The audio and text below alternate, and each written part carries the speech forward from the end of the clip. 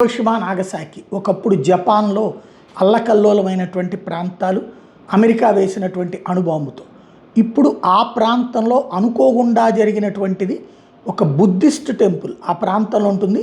1200 సంవత్సరాల చరిత్ర ఉందనేటటువంటిది జపనీయుల యొక్క బలమైనటువంటి నమ్మకం.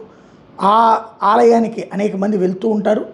ఆటమిక్ బాంబు పడినటువంటి టైంలో కూడా అది ఏమి కాలేదు అన్నటువంటి చెప్పుకుంటుంటారు. అట్లాంటిది అందుకని ప్రత్యేకించి ప్రార్థిస్తుంటారు.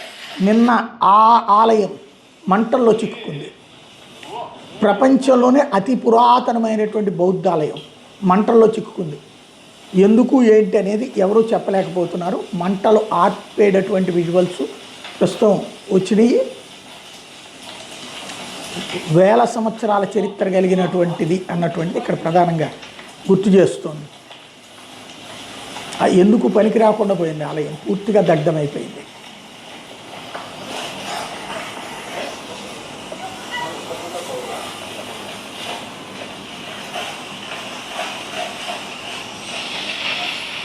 మంటలు ఆర్పిన తర్వాత చూసుకునే సమయానికి